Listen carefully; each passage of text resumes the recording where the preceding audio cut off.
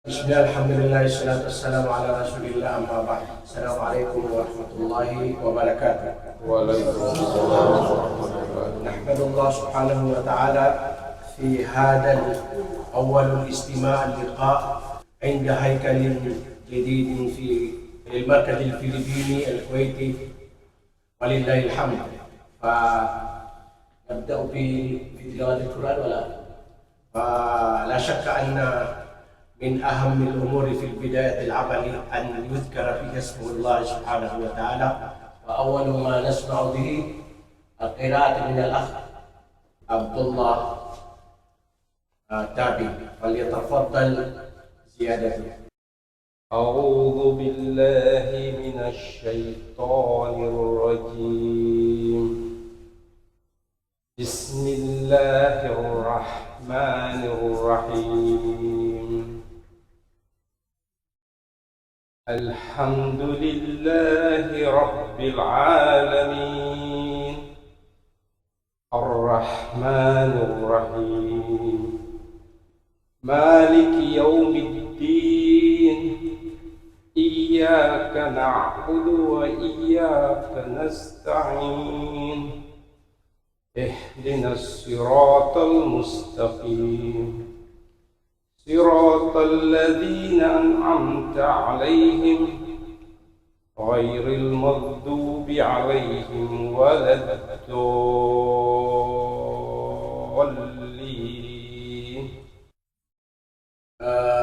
Tulad ng aking nasabi sa inyo na itong meeting natin, ito yung unang-unang meeting ng Liqa' Maftuh o personal na pag-meeting.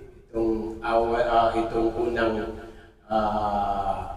itsura ng Markazul Filipino Kuwait. So inshallah ta'ala, katulad ng ating nakasanayan na kailangan lahat ng ating dapat sabihin natin para sa ikabubuti ng ating pagtatrabaho.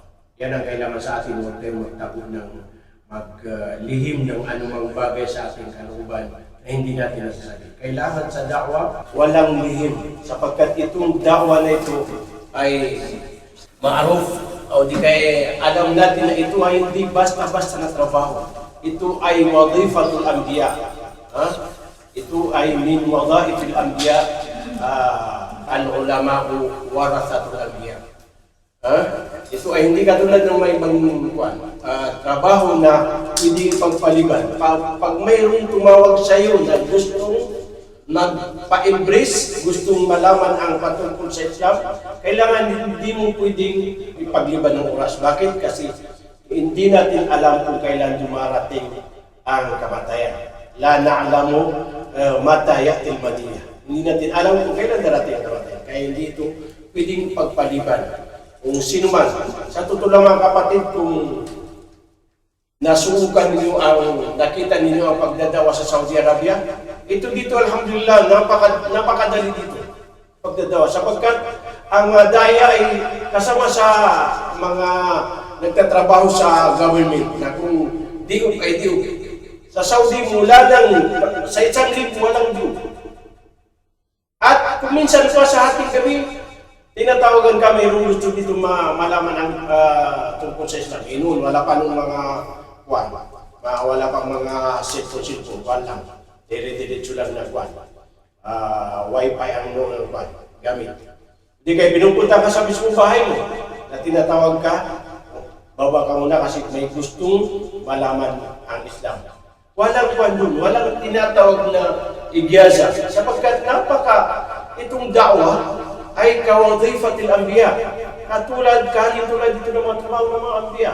O di kayo isang doktor na nais mayroong isang may sakit, hindi pwedeng pagpaliban na sa kalalagian gagamutin. Napakalaking gantimpala. At naiulat din sa hadith na la iyahdiyallahu bika rajulan wahidan khairul laka min humurin ni'am. Yung humurin ni'am, yun ang kamilyo na pula na napakamahal hanggang ngayon. May isang riwaya pa na la iyahdiyallahu bika rajulan wahidan khairul laka min ad-dunya wa ma 'alayha. So pinagagawa-gawa natin ng isang pinagagawa-gawa ng mga tao ang isang pwesto lang, ang isang mahalagang bagay, kung may maturuan ka ng isang tao ay napakainam, mas mainam pa sa iyo sa mundo at pangangilalaman nito. So inshallah, bawat isa sa atin na inshallah, huwag tayo magtago sa ating kalooban ng anumang bagay.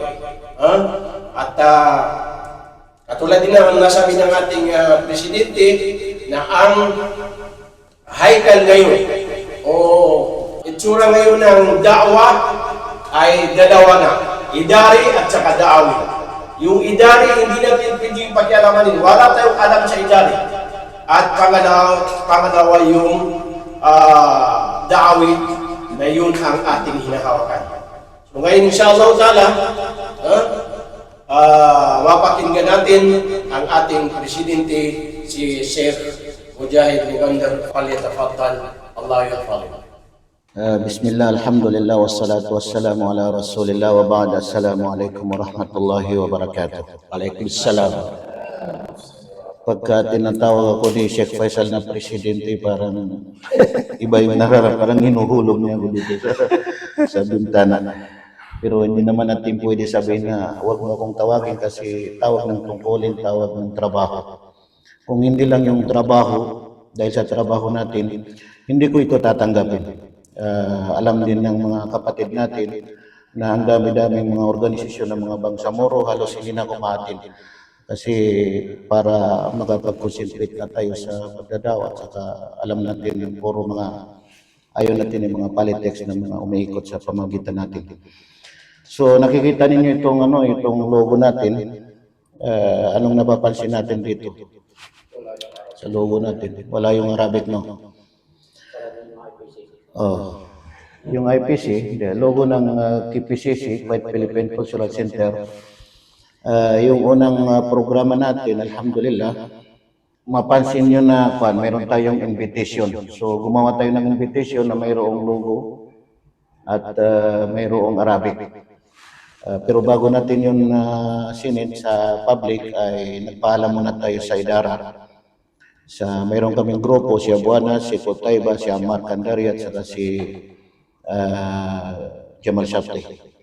Bali, si Jamal Shafti sabi niya, okay rin na gamitin ninyo yung logo na, alhamdulillah. Pero alisin na natin yung Arabic niya. Bali, ito na yung final na logo natin na Kuwait Philippine Cultural Center. Alisin na yung Arabic niya kasi yung KPCC sa ngayon ay nakafocus lang talaga sa mga Filipino. So, alhamdulillah.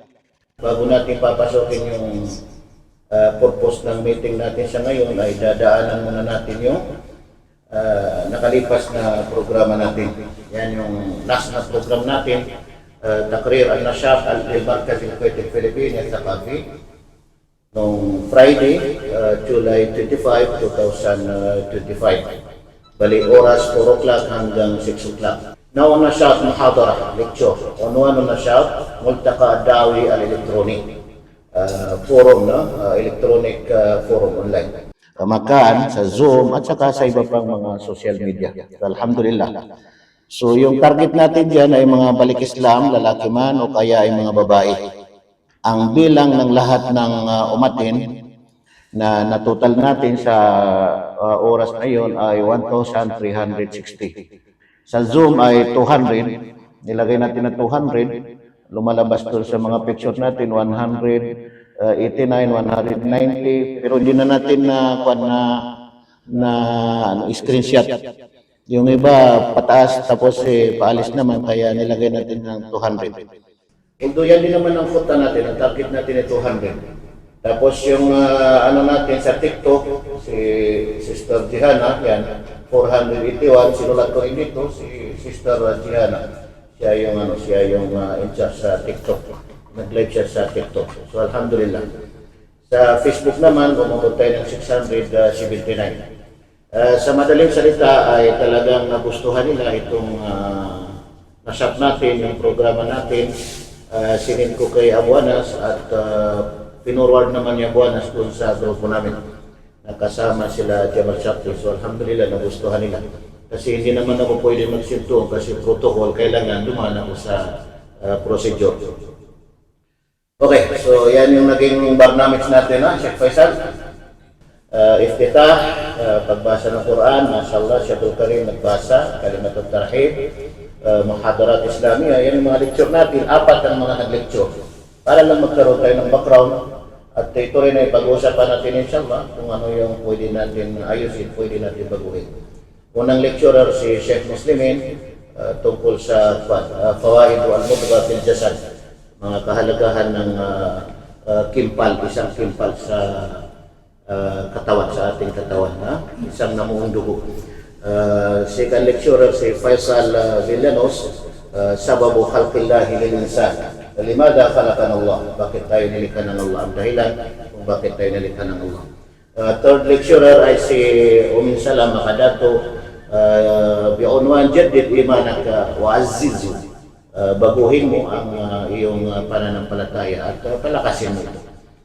Si naman sa fourth lecturer si Ustazah Kubra, Ustazah Salam, Ustazah Kubra, si Ustazah Kubra biunwan taqwallah, pagkatakot sa Allah subhanahu wa ta'ala. So mayroon tayong liqamah to, as'ila wa ajwiba. Ang host natin sa program natin ay si Sheikh Faisal Abdul Jalil, Naib Rais Al-Batas. So nabasa naman natin yung comment sa atin yung Buwanas, bukod dito yung mga sinasabi nila na talagang yung Shafawiyan na sinasabi nila na talagang nagustuhan nila. Binati nila tayong lahat ng mga Pilipino, nakita nila yung maganda yung samahan natin. Sabihin natin na maganda yung samahan natin, kaya na nakita nila magandang samahan natin. Hindi naman natin pwedeng hindi magandang samahan natin. Dahil doon mas lalo natin pagagandahin, alhamdulillah. Parang nagiging modelo tayo ng ibang mga lahi. Isang malaking karangalan para sa atin ng mga Pilipino. Hindi lamang sa akin nakapangalan o kay Sheikh Faisal nakapangalan o kay Sheikh Muslimin o kay Faisal, kay Abdullah, kay Sumaway, kay Muhammad Said o sa mga ustadya natin, kundi sa atin lahat. Sa atin nakapangalan. Ano na lang Sheikh Faisal, sa ngayon ay discussion natin, inshallah. Meron tayong video dito, ibig sabihin lahat ang sasabihin natin ay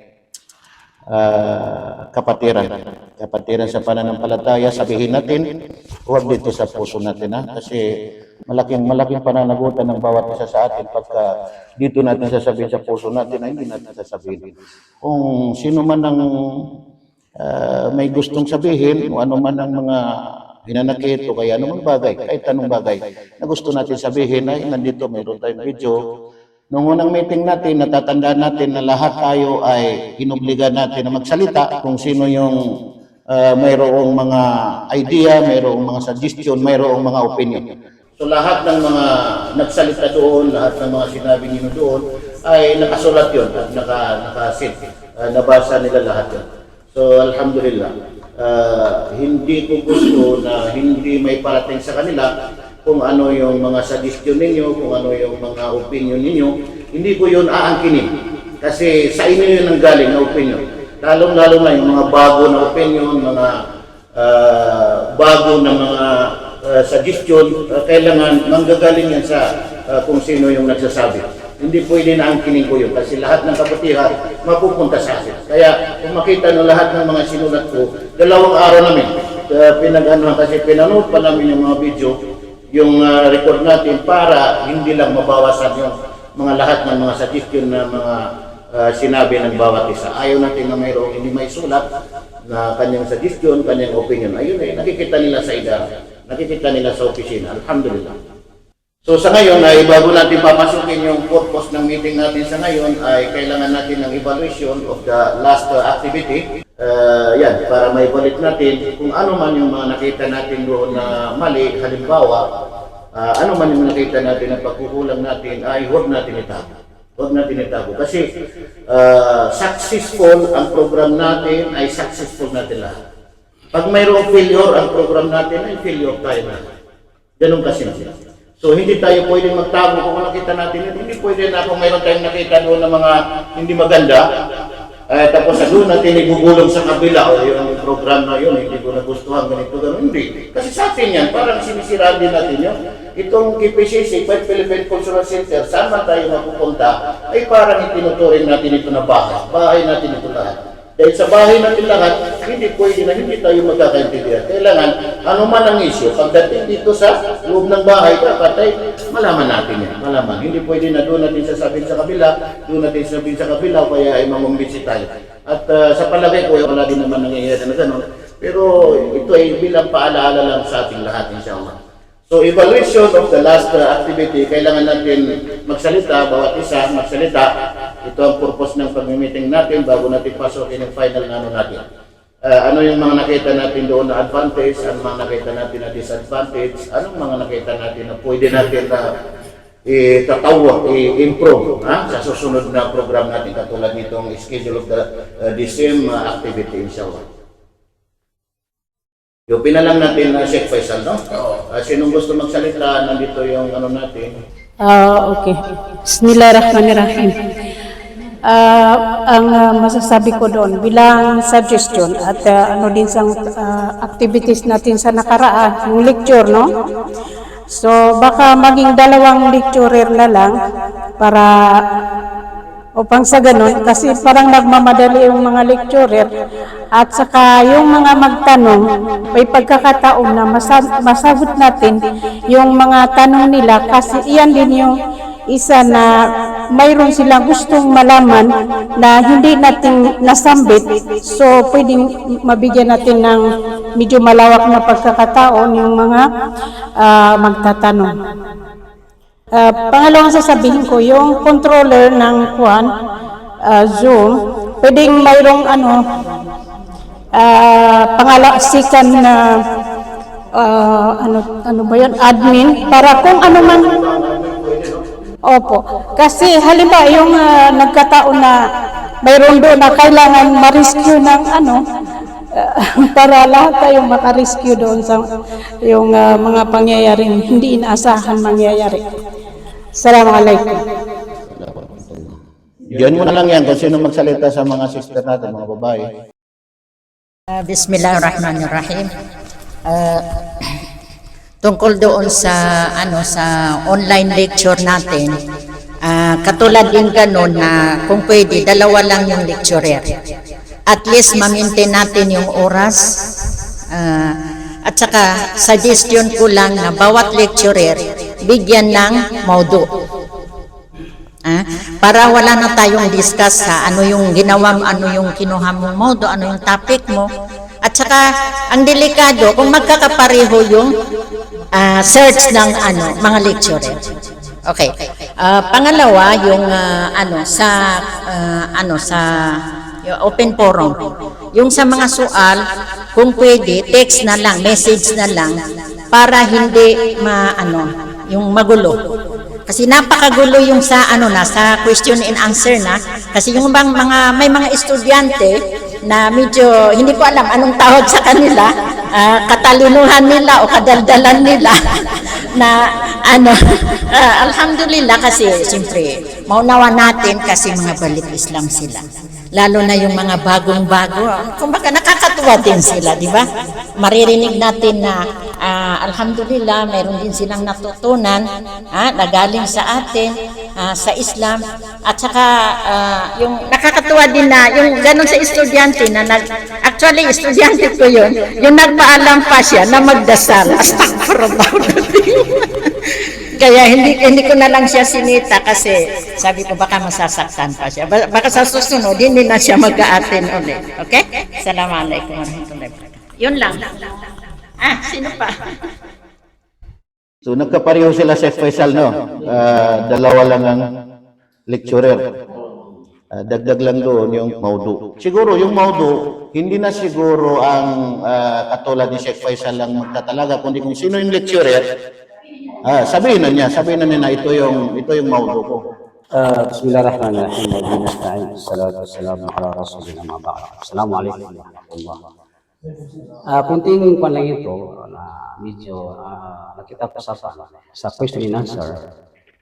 Pareto kay Sheikh Faisal hindi sa kami ang mga lecture na kung saan dapat mag-answer, pero napansin ko na yung mga question ang nag-answer yung host.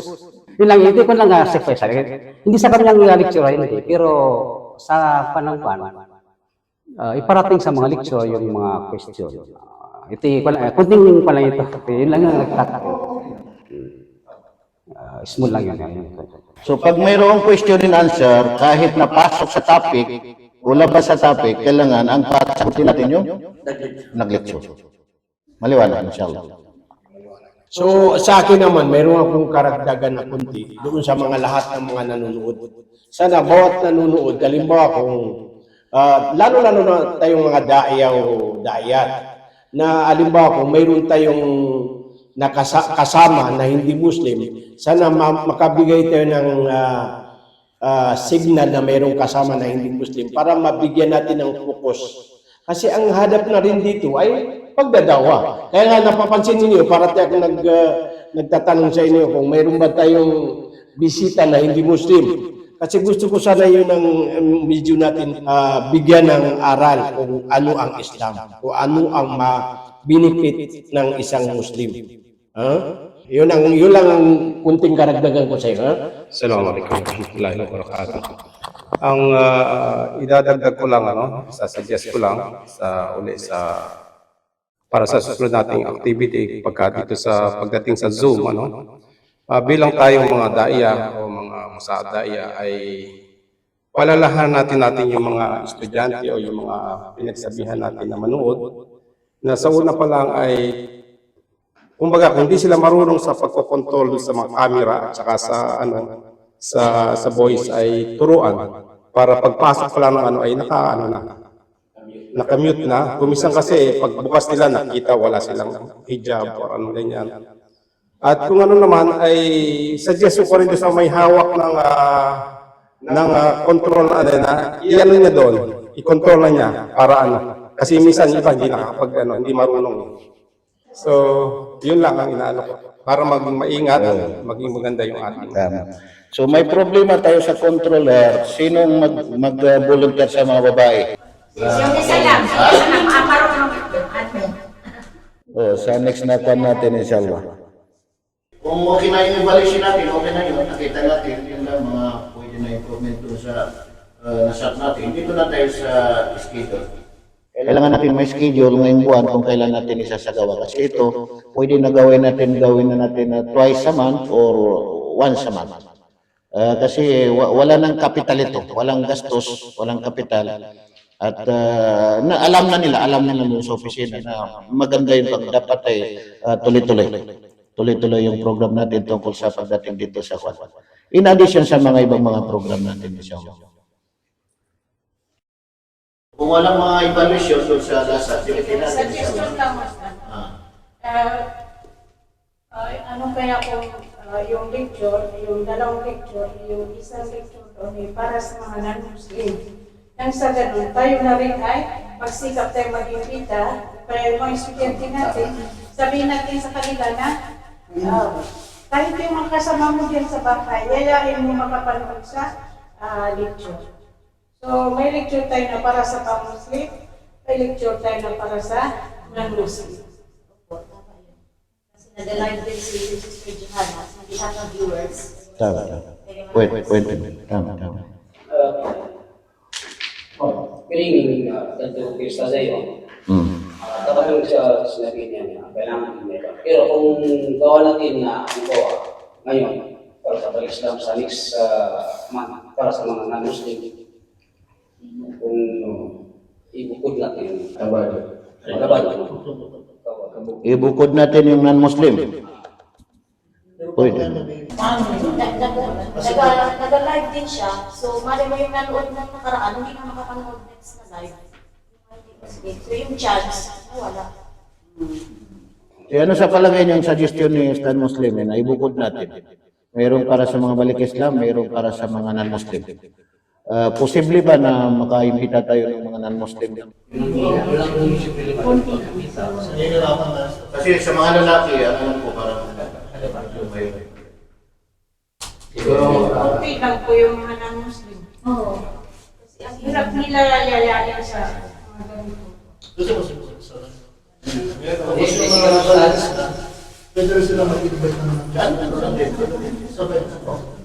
Halimbawa, kung ang meeting natin ay Zoom. Halimbawa, Zoom pa rin ang meeting natin sa muhadara, multaka duat o multaka dayat. Ang suggestion ko, halimbawa, kasi kahit saan naman yun, pwede tayo magkuhan. Pwede tayo magkakuhan doon, kahit saan dito sa Kuwait. Ako, halimbawa, sa mga kaibigan ko na hindi pa mga Muslim, doon ako mag-live sa kanila. Sisikapin ko makapunta doon sa kanila. Na doon ako mag-live sa kanila ng para makapanood sila, magawa nila, mapilit nila ang sarili nila bilang pagdawa ko din sa kanila. Kasi ngayon, makakuha na yung attractive na ngayon yung mga Zoom na yun. Marami na kuha eh. Kahit na hindi nanonood, kung doon ka sa kanila, makakapanood yun. Paunti-unti. So, ang point lang doon, ang pinakakuha doon, dua lang sa Allah subhanahu wa ta'ala, bigyan sila ng gabay ng Allah subhanahu wa ta'ala. Kasi ang gabay ay hindi mo alam kung saan nagmumula, kung kailan mangyayari. Doon mangyari na nakipaghalubilo ka sa kanila at nagkaroon tayo ng meeting sa Zoom, yun ang maging dahilan na magabayan sila. Salamat. O sa akin lang na yun, sa akin lang yun. Tungkol sa yung Assalamualaikum warahmatullahi wabarakatuh. Tungkol sa yung pag-imbita sa Muslim saka yung mga non-Muslim ay siguro yung natin, ilagay natin sa invitation ay mga para sa mga non-Muslim at pwede rin sa mga Muslim. Kasi para kasi kung iyan mo lang doon, so yung mga non-Muslim yung mga Muslim ay hindi na sila manood kasi sabi niya para lang sa mga kasi kung titingnan natin yung mga views natin ay parang kulang pa mas majority pa rin yung mga Muslim.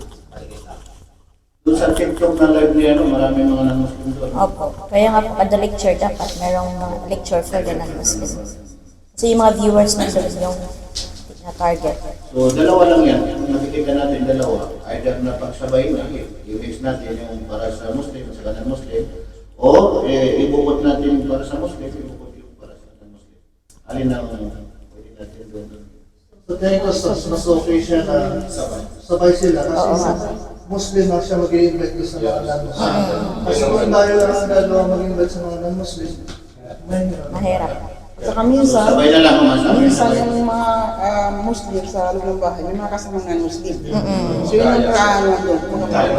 sila yung magiging May Isa pwede. pa, Ustad, isang suggestion ko lang yung pwede na i-share natin yung live para marami nga. Kasi sa Facebook, marami tayong kaibigan ng mga non-Muslim para mapanood nila yung So, bawat isa ay mag-share ng live para dumami ang viewers na lalo sa mga non-Muslim. Yun lang sa simpleng para lumawak yung ating sasaka. Okay. So maganda. Para hindi tayo masyado humaba dito sa evaluation, kasi introduction pa ito, kailan lang pwede natin gawing schedule? This coming Friday or next Friday? Ang anuhin natin dito, either na monthly, gawin dito na monthly or twice a month. Pwede natin. So ngayon, Friday, Pwede natin gawin ngayong Friday or next Friday? Next. so may time pa tayo para sa susunod natin activities. Mas maganda this Friday. Kasi may time tayo na pagkita sa Friday para sa susunod na activities natin. Okay, question. Sana mas maganda dyan, i-con yan, i-fix yan. Ilagay na ng parcel sa last time. Para makapaghanda Kasi pa. yung activities natin sa August, sa second Trinas, ang nakalagay na. So dalawa lang ang natin dito, kung sakali, ngayong Friday or next Friday natin isasagawa. Yan lang ang titingnan natin. Okay na, next Friday o next Friday na lang? Next Friday para makapagpahinga. Sige. So okay na. Lecturer natin, para sa non-Muslim, para sa mga non-Muslim, sino? Sa mga babae, meron ba tayong pwede dyan na, kasi pwede isa sa lalaki, isa sa babae, mas maganda. Sa mga babae na mag-presentar para sa mga non-Muslim. Ano sa palagay mo, Sheikh Faisal? Non-Muslim sa mga babae, kasi mas malambing sila magsalita. Pagka lalaki magsalita, mas masakit na. Ha? Oh, matapang magsalita. Yung mga babae, almost mga babae non-Muslim, mga babae dyan magkaramihan. So mas maganda sa mga babae natin, yung mga expert sa mga non-Muslim, inshallah, hindi naman kinakailangan yung lahat na ng verse ng Biblia ay babanggitin natin dyan. Enough lang mayroong mabanggit, wala problema. Basta target, non-Muslim. Sinong pwede natin na sa non-Muslim, inshallah?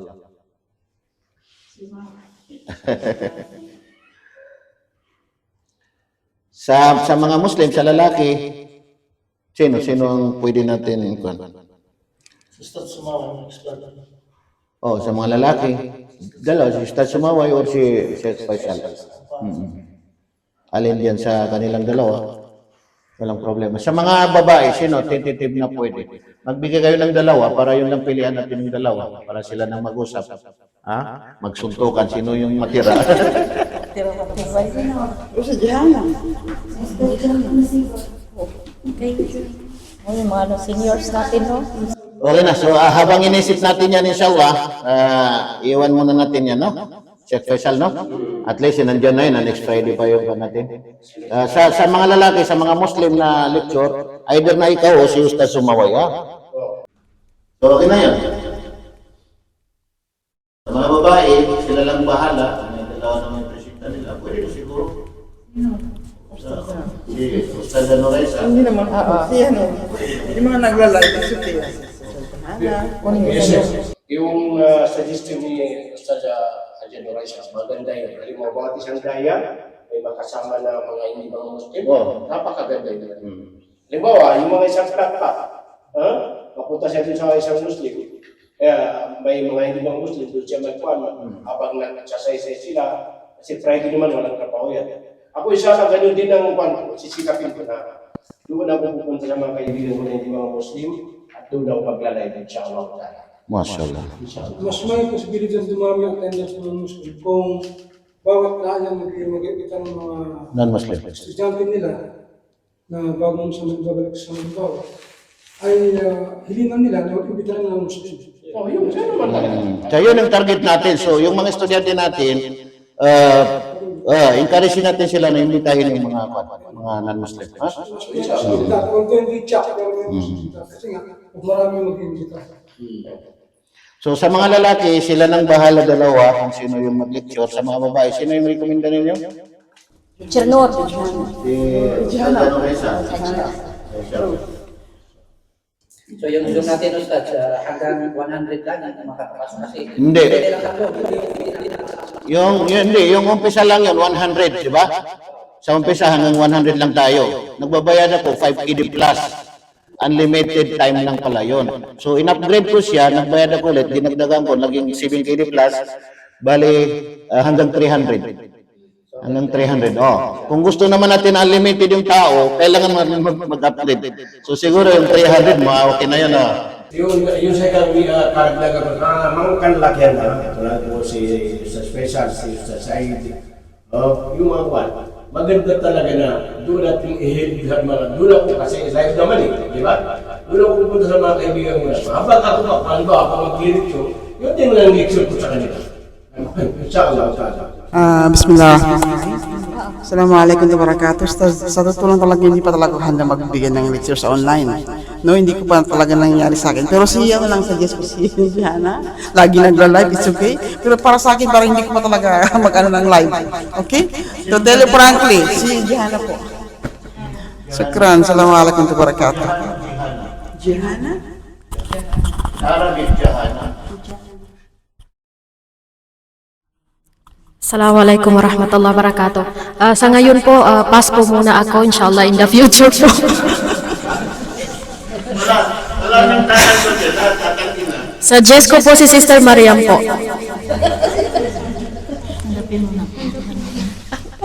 At saka po kasi yung live stream ko po, sabi ko, gusto ko po mag-focus doon para if ever may mag-comment na gusto mag-convert, mag-send ako ng link ng Zoom para makapasok. May wisdom. Wala tayong magawa. May wisdom. May dahilan.